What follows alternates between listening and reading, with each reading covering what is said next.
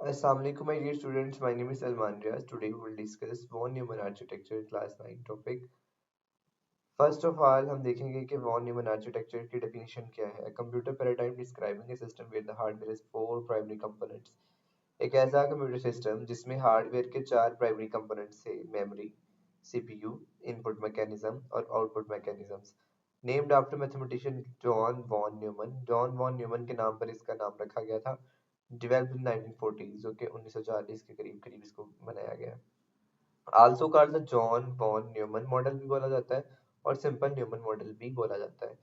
अब first of all जो component है वो है मेरे पास memory. Memory contains both input data and instructions programs required for CPU processing. जो मेमोरी है उसके पास दो तरह की चीजें हैं. एक इनपुट डाटा भी है, दूसरा उसके पास प्रोग्राम्स और इंस्ट्रक्शंस भी हैं जो कि सीपीयू की प्रोसेसिंग के लिए जरूरी होती हैं. When a program starts, जब कोई प्रोग्राम शुरू होता है, it is loaded into RAM. सबसे पहले RAM में जाएगा to enable faster execution compared to running from the hard disk. क्योंकि RAM में जाएगा तो फिर जल्द से जल्द वो काम कंप्लीट हो सकेगा. RAM store open programs, hard disk store them permanently. मतलब RAM स्टोर करेगी टेम्परली और जो हार्ड डिस्क ड्राइव है वो उसको स्टोर करेगी परमानेंटली मुस्तकिल तौर पर. फिर उसके बाद आता है CPU. CPU central processing unit है. अब इसके इसी में सारी चीजें परफॉर्म होनी है, प्रोसेसिंग सारी इसमें होनी है. Performs addition, subtraction and execute command from memory. जो मेमोरी से कमांड आया होगा उसको एग्जीक्यूट करेगा. है has two main sub components. इसके दो मेन सब कंपोनेंट है, अर्थमेटिक अर्थमेटिक लॉजिक यूनिट और control unit. Brain of the computer जो है वो आल आपका क्या है, सीपीयू है. उसके बाद arithmetic logic unit perform mathematical competitions and logical operations. Mathematical competitions को कौन परफॉर्म करता है, अर्थमेटिक लॉजिक यूनिट. जैसे कि 2+2 जो 4 होता है तो अर्थमेटिक लॉजिक यूनिट जो होता है न्यूमेरिकल वैल्यूज को हैंडल करता है. It's the actual computational engine inside the CPU. जो एक्चुअल तौर पर कंप्यूटेशनल चीजें करता है ना, plus minus divide multiply subtraction सारी, वो कौन परफॉर्म करता है, अर्थमेटिक लॉजिक यूनिट परफॉर्म कर रहा होता है. एंड गेट है, और गेट है, नॉट फंक्शन, ये सारे जितने भी हैं ये अर्थमेटिक लॉजिक यूनिट में होते हैं. उसके बाद control unit govern the activities of the CPU. CPU की जो एक्टिविटीज हैं वो कंट्रोल यूनिट जो है वो परफॉर्म करेगा by instructing the arithmetic logic unit and memory. दो चीजों को इंस्ट्रक्शन देगा, अर्थमेटिक लॉजिक यूनिट को और मेमोरी को, to execute task according to program instructions.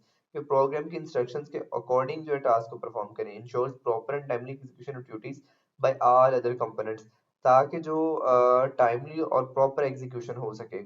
जैसे जब आप कर रहे हो तो व्हेन यू आर डूइंग 2+2, जब 2 जमा 2 करते हो, CPU supervising the whole procedure. जो आपका सीपीयू तो प्रोसेस करता है उस सारे को, बट लेकिन जो उसका कंट्रोल यूनिट होता है वो तमाम प्रोसीजर को सुपरवाइज करता है.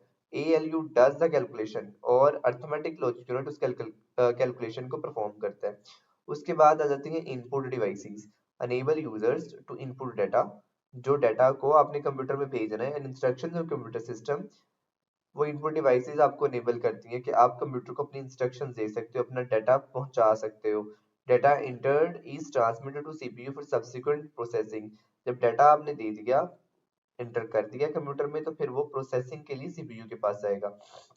इनपुट डिवाइसेस में कीबोर्ड, माउस, माइक्रोफोन और स्कैनर वगैरह आते हैं. उसके बाद output device.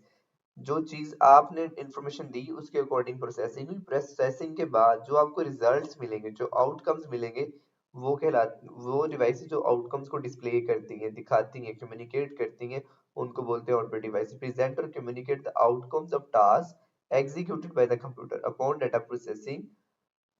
CPU transmit the outcome here for display. जैसे मॉनिटर है, प्रिंटर है, CPU sends the result to monitor for visual display. उसके बाद आ जाता है सिस्टम बस. A communication mechanism that facilitate the movement of data between component inside a computational system. एक ऐसा मैकेनिज्म जो डाटा को ट्रांसफर करता है between components of the computational system. Computational system के जो कंपोनेंट्स हैं उनके दरमियान डाटा की मूवमेंट को, डाटा के ट्रांसफर को जो फैसिलिटेट करता है वो सिस्टम बस कहलाती है. इसमें तीन तरह की बसेस आती हैं, डाटा बस, address bus and control bus. Data बस क्या होती है, transport data between CPU, memory and IO devices carries the actual information being processed. अब इसमें डाटा को ट्रांसफर करना है सीपीयू, मेमोरी और IO डिवाइसेस में. जैसे 2+2 4 है तो ये कंपोनेंट्स के दरमियान जो डाटा जा रहा होगा ये डाटा बस कर लेके जाएगी. एड्रेस बस क्या मेंटेन्स डाटा डेस्टिनेशन इन्फॉर्मेशन, ये बताएगी कि डाटा को कहाँ लेके जाना है। Carries memory addresses that specifies where data should be read from और रिटर्न टू, कहाँ से डाटा को रीड करना है और कहाँ पर लेके जाना है। Control bus transports control electrical signal, ये इलेक्ट्रिकल सिग्नल को कंट्रोल कर रही होती है। Carries command from control unit to coordinate the activities of all system components, like signals like read write और interpret to coordinate all parts। ये जो control bus है कि तमाम पार्ट्स को कोऑर्डिनेट करती है, आपस में उनका राब्ता कायम करने में मदद देती है। वॉन न्यूमन आर्किटेक्चर कहता है foundation of nearly all modern computer, जितने मॉडर्न कंप्यूटर सबकी बुनियाद जो थी वो वॉन न्यूमन आर्किटेक्चर ने बनाई। चार मेन कंपोनेंट मेमोरी, उसके बाद सीपीयू और इनपुट और आउटपुट डिवाइसेस, और फिर इसमें कम्युनिकेशन के लिए सिस्टम बसेस थी।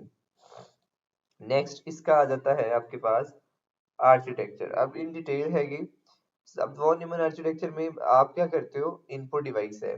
इनपुट डिवाइस जो होती है वो आपका ऐसा मतलब मैकेनिज्म उसमें होता है कि आप अपना डाटा अपने इंस्ट्रक्शंस को कंप्यूटर में देते हो, वो डिवाइसेस जो आपके इस काबिल बनाती है कि अपना डाटा कंप्यूटर में भेज सको, उनको इनपुट डिवाइसेस बोलते हैं। डाटा फिर प्री प्रोसेसिंग के लिए सीपीयू में भेज दिया जाता है। सीपीयू में दो तरह के कंपोनेंट होते हैं, कंट्रोल यूनिट और अरिथमेटिक लॉजिक यूनिट। फिर जब प्रोसेसिंग हो जाती है तो डाटा जो है वो मेमोरी में जाता है स्टोर होने के लिए, और आउटपुट डिवाइस उसको क्या करती है, डिस्प्ले कर रही होती है। अब इस तरह इसकी फिर उसके बाद बसेस है तीन तरह की, डाटा बस, एड्रेस बस और कंट्रोल बस। ये सारा मैं आपको एक्सप्लेन कर चुका हूँ, ये टेबल की शक्ल में दिया हुआ है। Student I hope so you have the clear understanding of von Neumann architecture. इंशाल्लाह कल पढ़ेंगे इसकी वर्किंग के बारे में। मिलते हैं नेक्स्ट वीडियो में, तब तक के लिए अल्लाह हाफिज।